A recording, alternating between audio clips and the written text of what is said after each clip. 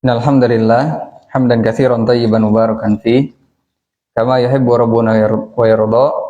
Asyhadu an la ilaha illallah wahdahu la syarika lah wa asyhadu anna Muhammadan abduhu wa rasuluh.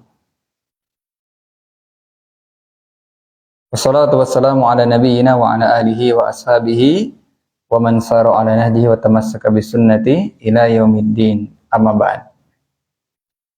Naam, alhamdulillah ikhwa fillah azanahu wa iyyakum. Allah taala masih menyampaikan kita kepada bulan Syawal yang dimana di dalamnya terdapat satu ibadah yang akan menggenapkan saum Ramadan kita, yaitu siapa yang mengerjakan saum 6 hari di bulan Syawal maka terhitung kasiyamid dahri, yaitu seperti orang yang mengerjakan saum selama 1 tahun penuh. Sebagian ulama menyebutkan bahwa pensyariatan saum Syawal ini adalah harus dilakukan setelah mengqadha saum yang ada di bulan Ramadan. Bagi yang sempat ada saum yang tertinggal pada bulan tersebut. Kemudian mereka juga mempersyaratkan untuk saum Syawal ini untuk berniat di malam hari. Mengapa? Karena saum Syawal ini pahalanya berbeda dengan saum sunnah yang ada di bulan-bulan yang lain. Di mana saum yang ada di bulan Ramadan, sebagaimana disebutkan di dalam hadis yang lainnya, ketika Nabi menyebut tentang saum Syawal ini, bahwa saum ini akan dilipat gandakan 10 kali lipat. Maka saum yang ada di bulan Ramadan ini, apabila dia dikerjakan 30 hari setara dengan 10 kali lipatnya, artinya sama dengan 300 hari. Sedangkan dalam 1 tahun itu ada 360 hari. Maka saum Syawal ini dia 1 harinya kalau dihitung 10 berarti menggenapkan 300 tadi, sehingga genaplah menjadi 360. Tapi sebagian ulama yang lain tidak mempersyaratkan keharusan untuk berniat di malam hari dikarenakan keumuman saum Syawal masuk di dalam saum yang sunnah. Tetapi pendapat yang lebih hati-hati adalah seorang berniat di malam harinya agar bisa mendapatkan keutamaan saum Syawal tersebut. Kemudian saum Syawal ini harus dikerjakan hanya di bulan Syawal saja. Tidak bisa sebagiannya dikerjakan di bulan Syawal, kemudian yang lainnya dikerjakan di luar bulan Syawal. Baik. Dan di antara hal yang terpenting dari madrasah Ramadan adalah pelajaran tentang keistiqomahan. Maka dari itu kita berusaha untuk menjaga Ramadan kita baik di awal, di tengah maupun di akhir Ramadan. Bahkan kita berusaha untuk memperbaiki dan meningkatkan kualitas ibadah kita di akhir bulan Ramadan. Dikarenakan perkara itu tergantung dari kesudahannya. Innamal a'mal bil khawatim. Sesungguhnya berbagai amalan itu yang menjadi ukuran atau patokannya adalah kondisi terakhirnya. Maka dari itu telah ma'ruf bahwa manusia itu ada 4 kondisi. Ada orang yang memulai dengan kebaikan dan menutup dengan kebaikan. Umumnya manusia seperti itu. Jika dia biasa melakukan kebaikan, maka Allah Ta'ala akan memudahkan baginya untuk menutup amalannya dengan kebaikan. Dalilnya diantaranya, ya ayyuhalladzina amanu ittaqullaha haqqa tuqatih wa la tamutunna illa wa antum muslim. Siapa yang orang yang akan mati dalam keadaan sebagai muslim? Orang yang senantiasa berusaha untuk menjaga ketakwaan dalam hidupnya. Golongan yang kedua yaitu orang yang biasa melakukan keburukan. Maka dia pun golibnya akan mati di atas keburukan. Tetapi Nabi SAW memberitahukan 2 kondisi yang tidak lumrah. Di dalam hadis Abdullah ibn Mas'ud, Nabi SAW hanya menyebutkan 2 kondisi yang tidak lumrah. Karena 2 kondisi yang tadi itu sudah maklum. Umumnya seperti itu. Nah, Nabi SAW hanya menyebutkan ada orang yang melakukan kebaikan. Tidak ada jarak antara dia dengan surga. kecuali satu dzira, lalu mendahulunya takdir Allah, kemudian dia beramal dengan amalan penduduk neraka, maka dia pun masuk ke dalam neraka. Ini kondisi yang tidak lumrah yang pertama. Ya, kenapa? Karena dia hanya mengamalkan kebaikan fima yabdulin nas, yaitu yang itu merupakan kebaikan dalam pandangan manusia. Sebagaimana orang-orang munafik, mereka sholat atau tidak? Sholat. Nabi SAW mengetahui nama-nama mereka, dan Nabi SAW memberitahukan nama-nama tersebut kepada sahabatnya, itu kepada Hudzaifah ibnul Yaman. Tapi sebagian sahabat yang lain tidak tahu siapa-siapa orang munafik. Maka Umar bin Khattab, ya, beliau mengambil pelajaran. Beliau melihat kalau Hudzaifah menyolatkan seseorang, maka Umar mau menyolatkan. Ya, kalau Hudzaifah tidak mau menyolati seseorang, khawatir ini orang munafik. Umar tidak mau ikut mensolatkan. Ya. Ini orang munafik adalah orang yang mengerjakan syiar Allah. Di mana Ramadan adalah syiar Allah. Takbir yang ada di malam Id, syiar Allah. Berkumpulnya manusia di hari Id, syiar Allah. Memakai busana yang islami, syiar Allah. Dan seterusnya. Ya, tapi syiar-syiar Allah ini harus dilaksanakan dari hati. Wa may yu'azzim sya'airallah fa innaha min taqwal qulub. Ya, maka yang demikian itu termasuk dari syiar-syiar Allah. Dan barang siapa yang mengagungkan syiar-syiar Allah, maka yang demikian itu muncul dari ketakwaan hati. Adapun orang munafik menampakkan syiar Allah tapi tidak didasari dengan ketakwaan hati, maka mereka melakukan kebaikan di dalam pandangan manusia. Nabi SAW tidak mengusir dari masjidnya, padahal Nabi SAW tahu mana ini orang munafik. Walaupun Nabi SAW terkadang bertanya setelah sholat subuh, mana fulan, mana fulan, mana fulan, dia absen. Ya, maka para sahabat katakan kami menganggap bahwa kalau ada orang yang nggak hadir itu kemungkinan dia ini orang munafik. Ya, karena orang munafik adalah orang yang paling berat untuk melaksanakan sholat subuh dan sholat isya. Kemudian kondisi yang tidak lumrah yang kedua, seorang yang dia biasa melakukan keburukan, tapi anehnya dengan takdir Allah, dengan keluasan rahmatnya, keluasan ampunan Allah, maka orang ini beramal dengan amalan padahal tidak ada jarak antara dia dengan neraka kecuali satu dzira. Kalau dia beramal dengan amalan penduduk surga, dia pun masuk ke dalam surga. Sebelum meninggalnya Allah Ta'ala jadikan manusia ridho kepadanya. Ya, dalam sebuah hadis as-salahu, dia menjadikan manusia itu apa? Ya, menjadi ridho kepada dia sebelum matinya. Dia melakukan sebuah kebaikan, ya, yang menjadikan manusia memaafkan, memakluminya. Pelajarannya apa dari 4 kondisi ini? Bahwa kita jangan tertipu, jangan merasa aman dengan ibadah kita. Sebanyak apapun ibadah kita di bulan Ramadan, walaupun kita telah berhasil mengkhatamkan Al-Quran sekali atau lebih dari itu, sebanyak apapun, jangan tertipu dengan amalan kita. Karena kita tidak tahu bagaimana kesudahan amalan kita. Maka Umar bin Khattab ketika menjelang meninggalnya, setelah beliau ditikam, lalu ada seorang pemuda memuji Umar bin Khattab dengan berbagai pujian, maka Umar bin Khattab hanya mengatakan, ya seandainya amalan buruk dan amalan baik saya itu impas, itu udah cukup. Yang penting saya selamatlah. Ya, itu orang sekelas Umar bin Khattab. Tidak kepedean walaupun dia termasuk orang yang telah dijamin dengan surga. Bahkan Umar bin Khattab bertanya kepada Hudzaifah ibnul Yaman, apakah beliau termasuk salah satu dari orang munafik yang ada di dalam daftar yang disebutkan oleh Nabi SAW. Tidak merasa aman. Ya, jangan tertipu dengan amalan. Sebagaimana putus asa dari rahmat Allah, dosa besar atau bukan? Dosa besar. Demikian juga merasa aman dari makar Allah, itu juga dosa besar.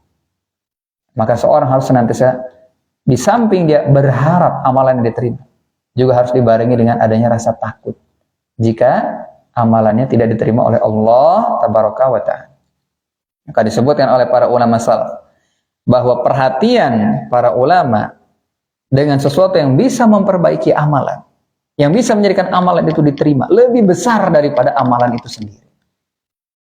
Namun sebagian manusia hanya membaguskan lahiriahnya saja, sibuk membaguskan bacaan, ya, sibuk mungkin memperpanjang, memperbanyak amalan, tapi dia tidak berusaha untuk memperbaiki sebab diterimanya amalan berupa hadirnya hati, berupa keikhlasan, berupa berusaha untuk membersihkan dan melawan amalan tersebut dari riya. Ya. Nah, kadang-kadang kita melihat sebagian orang, ya mungkin mereka gembira bisa umroh di bulan Ramadan atau di bulan yang lainnya. Lalu dia berfoto di depan Ka'bah. Ini tidak bisa dihukumi langsung sebagai orang yang riya. Hanya saja amalannya ini potensial untuk merusak, ya. Perbuatan ini berpotensial untuk merusak amalannya, yaitu merusak keikhlasan. Nah, karena apabila dia tidak pandai untuk menjaga hati, bisa jadi niatnya bukan untuk memotivasi orang. Ya. Nah, dan sudah banyak cara memotivasi orang yang lain. Bahkan dengan ada banyak cara untuk memotivasi orang tanpa harus memperlihatkan amalan kita. Maka pelajarannya kita harus berusaha untuk istiqomah di awal amalan, di tengah amalan, dan di akhir amalan. Maka itu di dalam surat Al-Fatihah nanti ada doa yang paling penting. Surat Al-Fatihah mengandung 3 tauhid yang paling penting. Ya, ini adalah perkara yang paling penting. Juga mengandung pernyataan yang paling penting, yaitu tentang perealisasian syahadat la ilaha illallah. Kemudian mengandung doa yang paling penting. Ya. Kemudian di sini Syekh Haisam Sarhan menukil beberapa penjelasan dari Taisiru Karimir Rahman fi Tafsir Kalamil Mannan karya Syekh Abdul Rahman bin Nasir As-Sa'di. Ya. Pertama, beliau menjelaskan tentang lafaz Allah yang ada di dalam ayat surat Al-Fatihah yang pertama, yaitu Bismillahirrahmanirrahim. Allah adalah nama yang tunggal yang disandarkan. Ya. Atau di sini belum Allahnya ya, kata ismunnya. Ismun itu mufrad. Ya. Disandarkan kepada kata Allah. Kalau nggak paham ini nggak apa-apa ya. Nah, ini kan pembahasan nahwu sebagiannya. Nah, di dalam kaidahnya bahwa mufrad mudhof itu yufidul umum. Mufrad mudhof itu memberikan faidah keumuman. Ya. Jadi di sini saya memulai dengan seluruh nama Allah. Artinya begitu. Ya, bismillah itu. Nah, Allah itu maknanya adalah makluh. Makluh itu yang diibadahi. Ya, di sini ditulis yang disembah. Sebenarnya sembah ini kan dari bahasa Hindu dari Sanskerta mungkin. Atau mirip-mirip itulah. Ya, kemudian maknanya juga ma'bud, yaitu yang berhak diesakan di dalam peribadahan. Jadi Allah adalah Dzul Uluhiyah. Dzul Uluhiyah, zat yang berhak untuk diibadahi. Nah, memang Allah Ta'ala disifati dengan sifat-sifat uluhiyah. Ya, sifat-sifat uluhiyah maksudnya terkait dengan hak ibadah yang dilakukan seorang hamba. Kalau ada kata ibadah, itu harus diidentikan dengan hamba. Kenapa? Karena yang melakukan ibadah itu hamba atau Tuhan, atau Khalik, hamba. Maka tauhid yang berkaitan dengan tauhid ibadah, itu terkait dengan perbuatan hamba di dalam mengesahkan Allah dalam beribadah. Dan banyak sekali kaum muslimin yang masih jauh dari tauhid ini. Tidak boleh berhenti untuk mendakwahkan tauhid ini. Bahkan kita tidak tahu apakah benar yang terjadi di Qatar berupa sekarang badai dan banjir. Bahkan konon katanya ada kotoran juga keluar dari dalam, kotoran-kotoran keluar. Ya. Bisa jadi disebabkan mereka ini tidak mengagungkan Allah dengan sebenar-benarnya. Ya. Di sana dibangun kuil Hindu pertama. Ya. Yang mana itu adalah diantara syiar-syiar kesyirikan. Kita tidak tahu apakah ini adalah sebab utamanya atau ada yang lain. Hanya saja yang jelas bahwa jauhnya kaum muslimin dari tauhid itu adalah merupakan ancaman, bahaya yang sangat besar bagi keamanan satu negara. Secanggih apapun teknologinya, sebesar apapun pendapatan negara tersebut, income per kapitanya, nggak ada gunanya. Kalau mereka melakukan kesyirikan, Allah akan hancurkan sehancur. Sebagaimana Allah Ta'ala telah hancurkan kaum-kaum sebelumnya yang mereka itu lebih kuat. Kaum Ad, kaum Samud, dan seterusnya.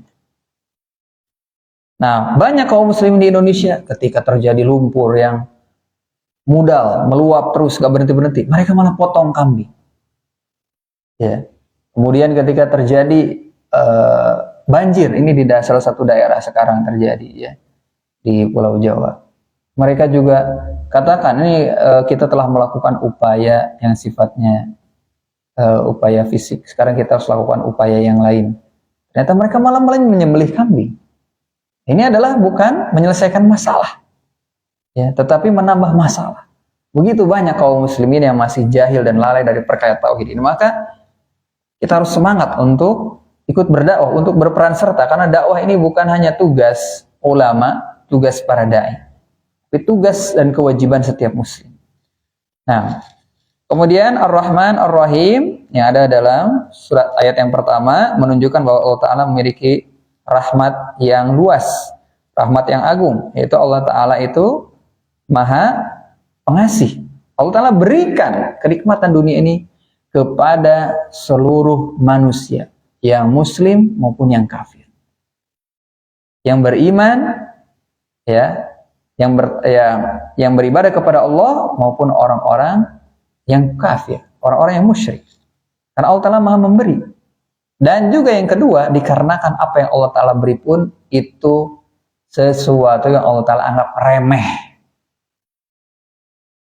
Kita saja kalau menganggap remeh sesuatu, kita akan kasihkan. Mungkin kita kasihkan kepada ya hewan, kucing atau ayam, karena kita anggap remeh. Tapi kalau suatu itu makanan yang kita anggap istimewa, kita nggak akan berikan.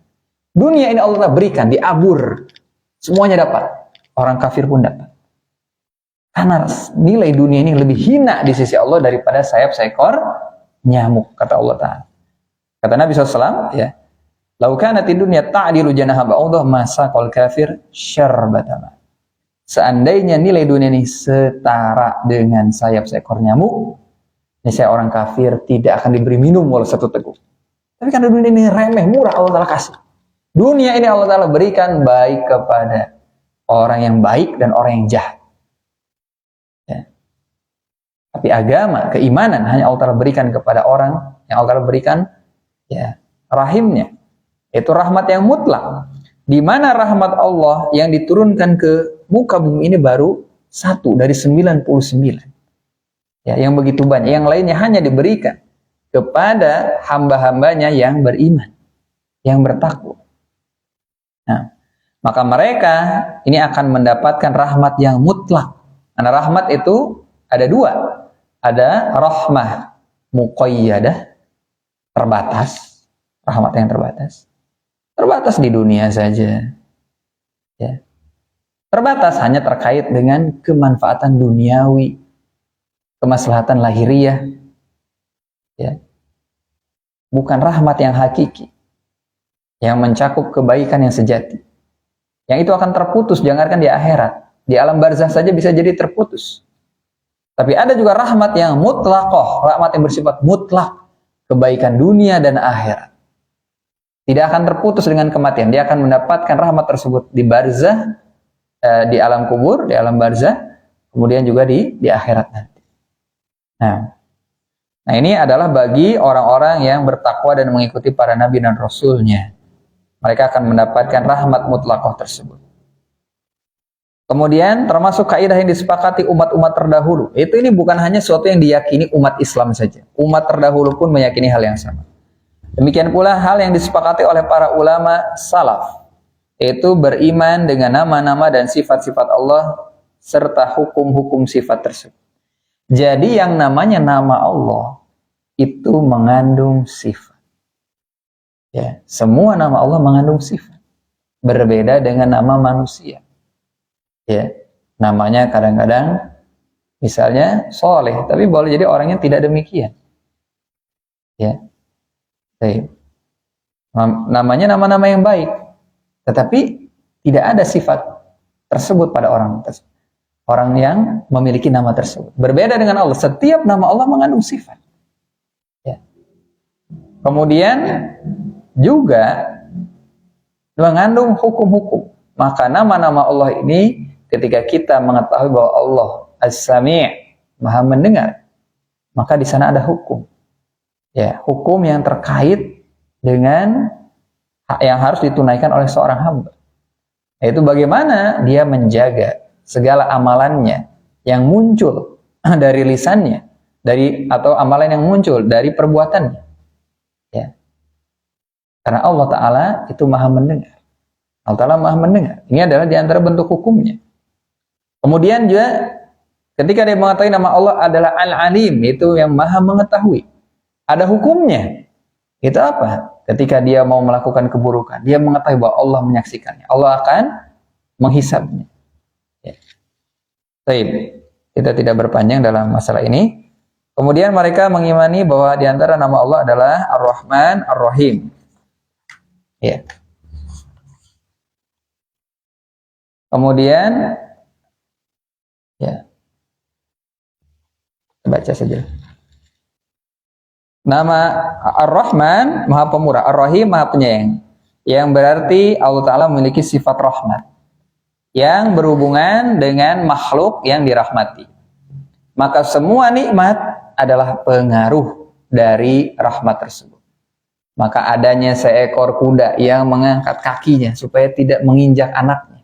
Adanya seekor harimau yang tidak memakan anaknya. Konon katanya harimau itu nggak memakan anaknya.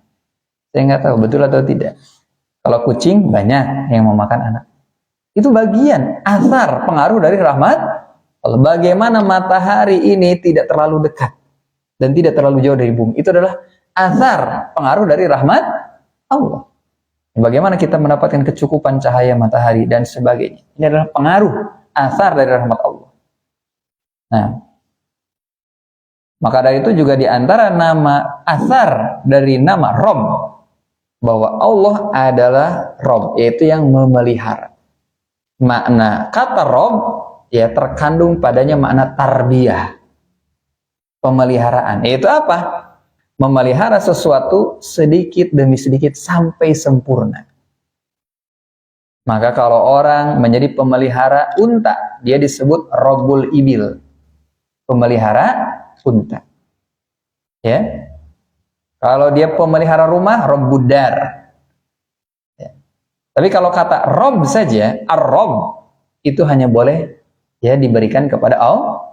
Makanya Abu Thalib, kakeknya Nabi SAW, ketika Abrohah datang hendak menghancurkan Ka'bah, ya, lalu dia datang kepada tentara Abrohah, dia mengatakan, ya kembalikan unta-unta saya. Maka pihak Abrohah mengatakan, kamu ini aneh. Saya mau menghancurkan bangunan yang paling kalian agungkan. Ya. Tetapi kamu malah ngurusin unta-unta kamu. Kamu ini nggak mau membela Ka'bah kamu ini. Ya. Malah ngurusin yang remeh gitu ya. Ya.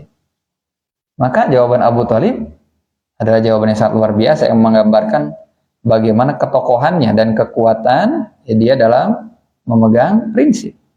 Ya, orang yang punya prinsip. Makanya wajar kalau jadi tokoh. Ya tadi ya dengan tegas dan mantap.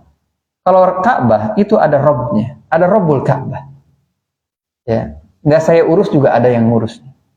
Tapi kalau saya adalah Rabbul Ibil, saya adalah pengurus unta. Kembalikan unta saya. Kalau kamu berani berurusan dengan Allah, silahkan hancurkan saja Ka'bah itu. Ya. Nah ini Allah adalah Rabb. Di dalam Rabb itu mengandung makna tarbiyah. Di mana tarbiyah Allah ada dua. Ada tarbiyah yang ammah, yang umum, dan ada tarbiyah yang khassah. Di antara bentuk tarbiyah Allah adalah Allah Ta'ala menciptakan alam semesta secara bertahap.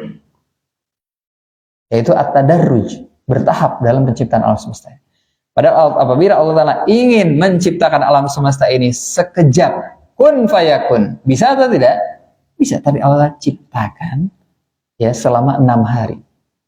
Maka penciptaan alam semesta secara bertahap ini adalah bagian dari asar dari nama Allah sebagai Rabb.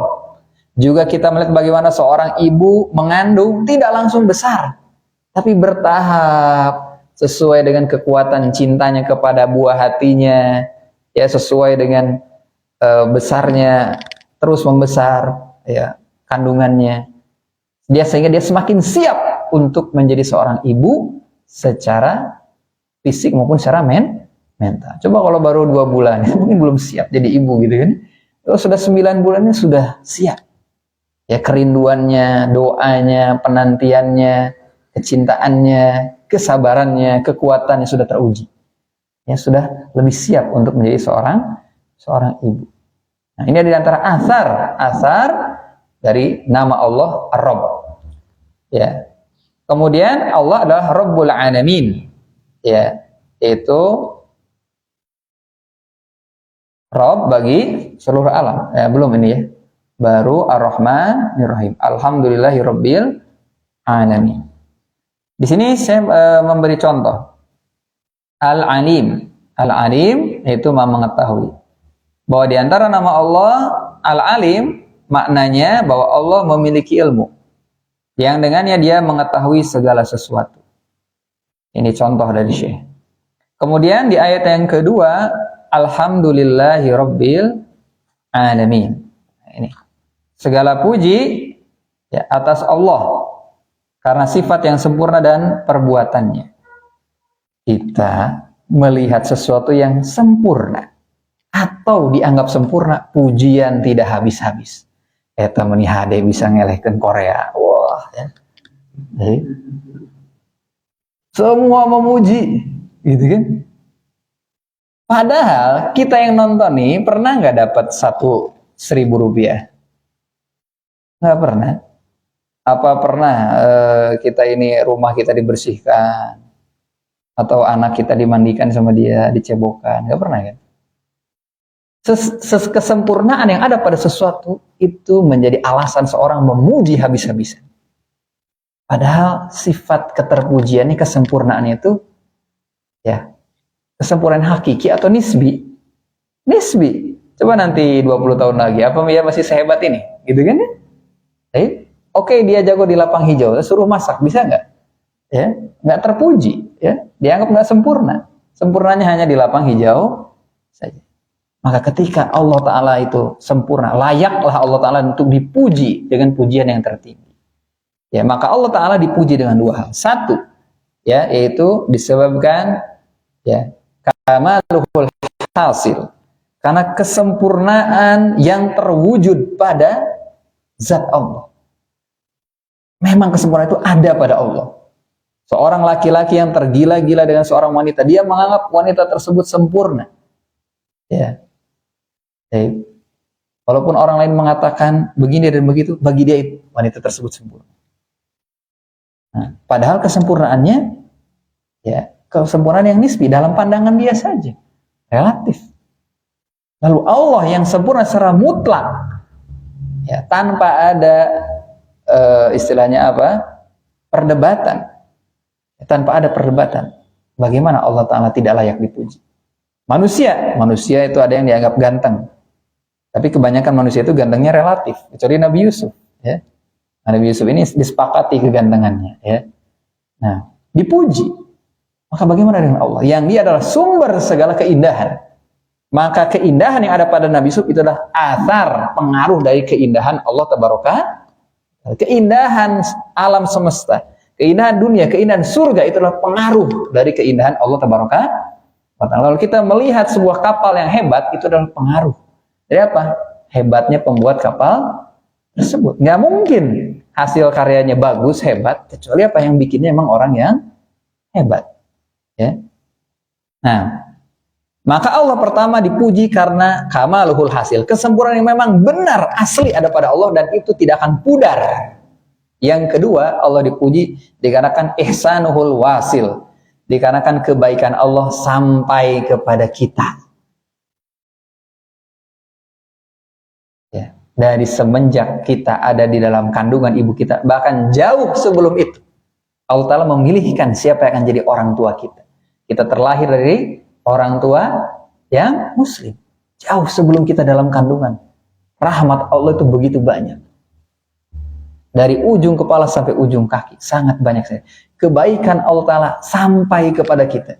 Tidak ada satu kebaikan pun yang ada dari ujung kepala sampai ujung kaki. Kecuali itu adalah semuanya kebaikan dari Allah.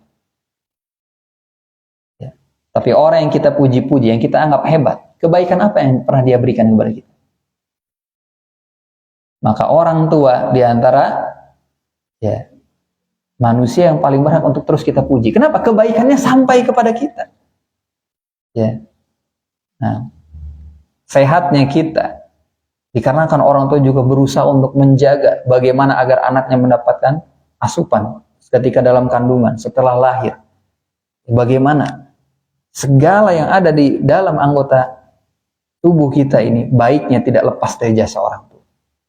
Maka kita memuji orang tua kita. Bagaimana lagi dengan Allah yang merupakan sebab dari semua nikmat tersebut. Tadi tentang Rob kita sudah sebutkan sedikit ya. Kita bacakan di sini, Rob adalah pencipta segala sesuatu. Ya, Rob itu adalah Al-Khaliq, ya, Ar-Razik yang maha pemberi rezeki, dan Al-Mudabbir yaitu yang maha mengatur serta yang memiliki. Rob. Ar-Rabb yaitu pencipta alam semesta. Apa itu alam semesta? Itu segala sesuatu selain Allah. Walaupun penggunaan ya istilah alam untuk kullu ma siwallah itu bukan sesuatu yang ma'ruf dalam bahasa orang Arab. Ya. Baik. Kemudian ya, ini sebenarnya adalah muncul dari apa istilahnya? Pemikiran ya tentang orang-orang yang berusaha untuk merenungi dan mengetahui tentang Allah dengan pendekatan akal. Kullu ma siwallah. Ya. Alam adalah makhluk Allah. Ya, maka ada alam malaikat, ada alam jin, ada alam dunia dan alam-alam yang lain. Jadi kalau disebutkan alam itu kullu wasimau, kullu masiwallah, segala sesuatu selain Allah, itu adalah penyederhanaan. Ya, penyederhanaan yaitu pada mulanya istilah ini muncul dari mereka yang mendalami semacam kosmologi atau metafisika. Tapi maknanya ada makna benarnya. Tetapi ini bukan makna yang langsung terbersit dan dipahami oleh orang Arab. Ya. Tapi ini ma'ruf, ya, termasuk dalam kitab salah satu usul kullu masiwallah. Kurang paham Ustaz? Nggak apa-apa, nggak jadi masalah. Nanti bukan ini fokusnya. Ya, Allah Ta'ala adalah penyedia segala kebutuhan kita, mulai dari oksigen kita. Ihsanuhul wasil, kebaikan Allah sampai kepada kita. Ya, tanah yang kita pijak ini, sebagian tempat, sebagian daerah itu panas sekali ya, karena di bawahnya itu ada gas dan lain sebagainya. Coba antum ada yang punya teman nggak di Prabu Muli, gimana? Daerah Palembang, gimana panasnya? Ya, kaya tapi panas ya. Nah, baik. Allah Ta'ala walaupun panas masih bisa ditempatin, walaupun dingin masih bisa ditempatin. Allah menyediakan kebutuhan kita. Kemudian Allah Ta'ala memberikan nikmat kepada mereka dengan berbagai nikmat yang besar. Dan apabila nikmat itu hilang, maka mereka tidak akan bisa hidup. Ya, maka nikmat apapun yang ada pada mereka, semua itu dari Allah. Kemudian di sini penulis berbicara tentang tarbiyah Allah, yaitu pemeliharaan Allah atas makhluk-makhluknya. Ada dua. Jadi sudah kita sampaikan ya, ada yang umum, ada yang khusus. Di antara tarbiyah Allah yang umum, yaitu sebagai pencipta, Allah sebagai pencipta makhluknya, pemberi rizki, pemberi hidayah untuk kemaslahatan dan kelangsungan hidup mereka di dunia. Nah, ini mencakup ya orang-orang mukmin dan orang-orang kafir dan seluruh makhluk, tidak hanya manusia, jin, hewan-hewan juga. Kemudian ada tarbiyah yang khusus. Ini adalah pemeliharaannya terhadap wali-walinya. Allah memelihara mereka dengan iman. Allah memberikan taufik kepada iman tersebut dan menyempurnakannya untuk mereka. Kemudian menghilangkan rintangan-rintangan sehingga mereka bisa istiqomah di atas keimanan tersebut. Ya, yang mana penghalang-penghalang ini bisa memalingkan mereka darinya. Maka dari itu di dalam surat Al-Fatihah terdapat permintaan yang paling penting, yaitu ihdinas siratal mustaqim. Kalau Allah Ta'ala tidak hilangkan rintangan-rintangan, hal-hal yang memalingkan, bisa jadi seseorang itu apa? Kufur setelah iman. Maka doa yang harus kita baca sebagai perwujudan ihdinas siratal mustaqim, jangan lupa untuk membaca doa Rabbana la tuzigh qulubana ba'da id hadaitana. Ya, wa hab lana min ladunka rahmah. Innaka antal wahhab. Kita harus terus meminta. Jangan dipalingkan. Kemudian doa, ya muqallibal qulub, tsabit qalbi ala dinik. Maka ihdinas siratal mustaqim, kenapa kita terus meminta hidayah? Karena hidayah itu bisa berkurang, bahkan bisa hilang. Ya, sebagaimana ada sebagian orang ketika imannya menurun, dia melakukan kemungkaran, dia melakukan kemaksiatan. Bahkan ada orang yang apa? Imannya sampai hilang. Ya. Maka harus terus diminta hidayah ini. Harus terus diminta. Ini adalah permintaan yang paling penting. Maka itu hidayah itu ada dua. Ada hidayah menuju Islam, hidayah ilal Islam. Dan ada hidayah fil Islam, hidayah di atas keislaman. Yaitu hidayah untuk istiqomah di atas Islam. Baik hidayah yang pertama maupun hidayah yang kedua, dua-duanya sama-sama diperlukan. Berapa banyak orang-orang yang mereka mengetahui Islam, tapi mereka tidak bisa memegang Islam itu. Dikarenakan mereka tidak berikan taufik untuk bisa mensyukuri nikmat keislaman ini, sehingga nikmat ini mereka campakkan, mereka lepaskan. Ya. Baik. Kemudian saya menyebutkan tarbiyah yang khusus ini adalah pemeliharaan Allah terhadap wali-walinya. Allah memelihara mereka dengan iman. Ini sudah ya. Dan hakikatnya adalah tarbiyah yang khusus ini pemeliharaan untuk senantiasa taat kepada kebaikan dan pencegahan dari segala keburukan. Ketika seorang bisa melakukan kebaikan, hatinya bergembira. Dan kalau dia melakukan keburukan, hatinya merasa susah, merasa sempit, merasa sedih. Itu adalah tanda adanya keimanan dalam hati. Ya. Maka ketika seorang diberi hidayah, dia akan diberikan ketepatan untuk melakukan kebaikan. Bukan hanya banyak melakukan kebaikan, tapi tepat. Jika ada orang mengerjakan sholat di sebagian tempat, disebutkan kepada saya, yang sholat itu biasa lebih dari 11 rakaat 15 menit. Ada sih yang 20 menit tepayu.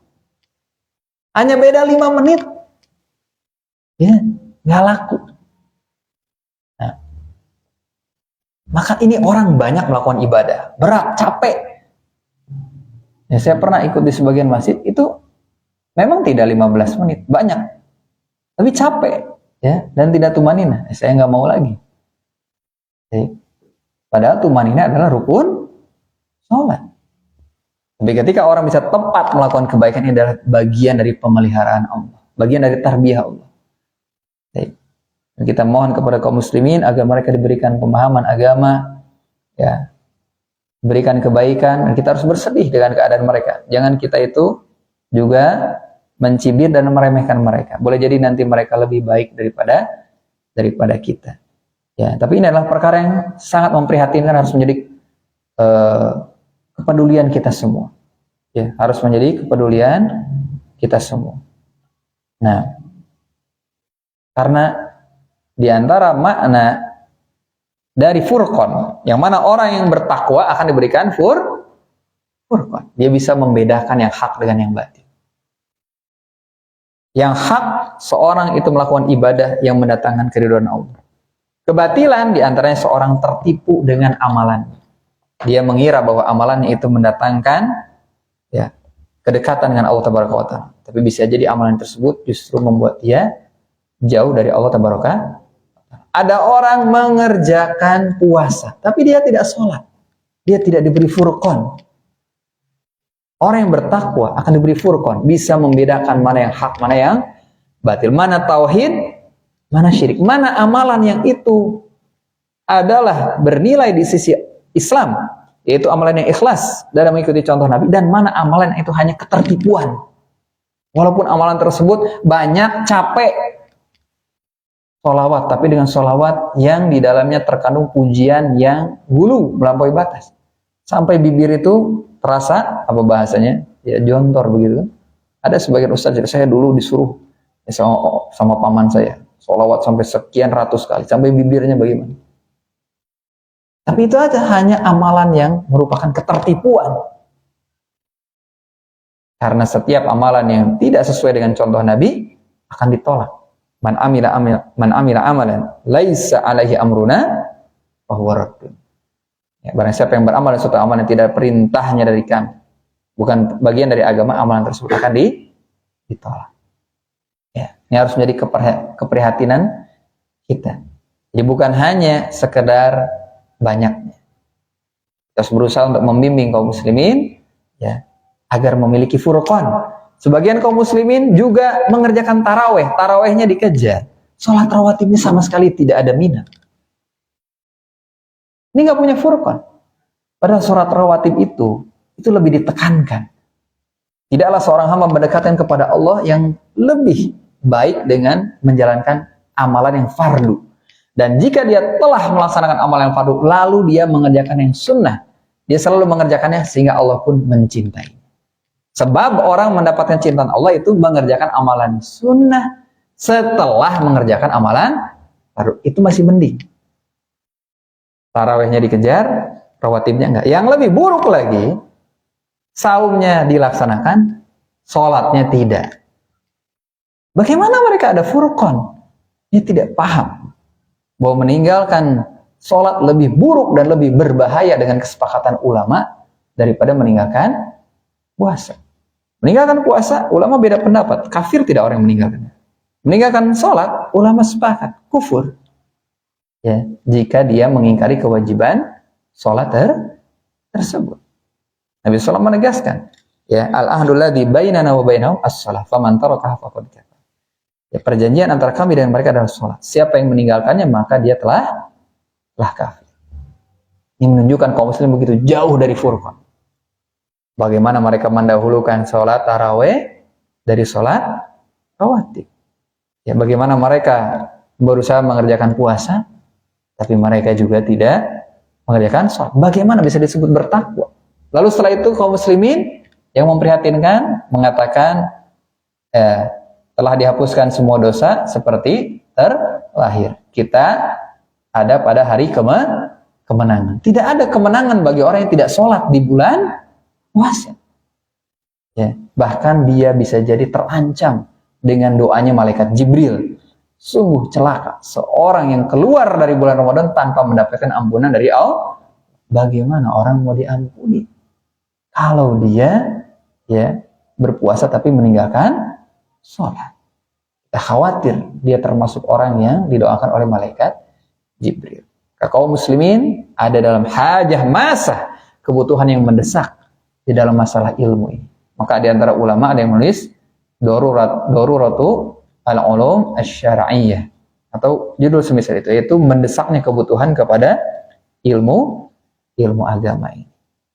Ya, mohon maaf atas segala keterlambatan ya. Tadi saya sempat hubungi Kang Tony. Kang Tony, gimana ini mau jadi apa enggak? Ada enggak mustaminya gitu kan?